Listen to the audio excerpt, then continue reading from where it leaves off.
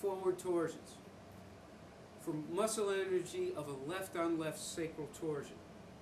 What we want to do is move the patient from a prone position into a left side lie position for the lower quadrant while the upper quadrant remains prone.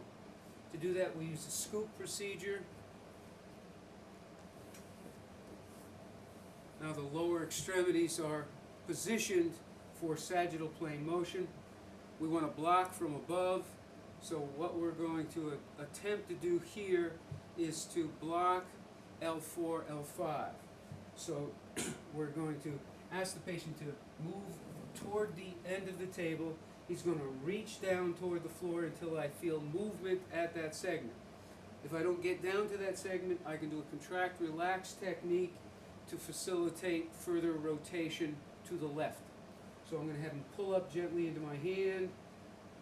He relaxes and he rotates just a little bit more as I monitor the through palpation the extent to which we get movement at the segment above the sacroiliac segment. Then I'm going to return to the legs, and I'm going to use the legs in this situation to create either nutation or counter nutation. Now, because this is a forward torsion, I want to bring the sacrum back into counter nutation. So that's achieved with flexion. So as I bring the legs up, the sacrum is going to counter nutate or go into its barrier. This requires just a small amount of flexion because the sacral base is the most inferior aspect of the spinal column. So much like our maneuver for an extended ERSL problem, we are using the legs to get into the segment in the sagittal plane. In this case, it's the very start of the movement. As soon as movement is initiated in the spine, we stop, we're into our barrier, the sacrum is counter-nutated. Now from this position, I'm going to use the legs to resist side bending. Now, in this situation with a left on left, what we have is the right base of the sacrum pulled forward by the piriformis.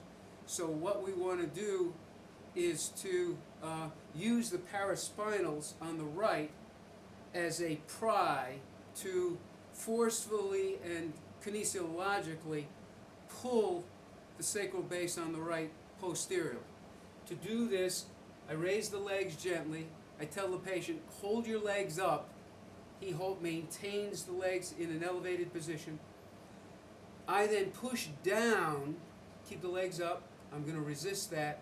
Now the force here is considerable. In this situation now I've got the right paraspinals contracting. It's not a relaxation technique. It's forceful contraction of the paraspinals pulling forcefully with great resistance, 3 to 5 seconds,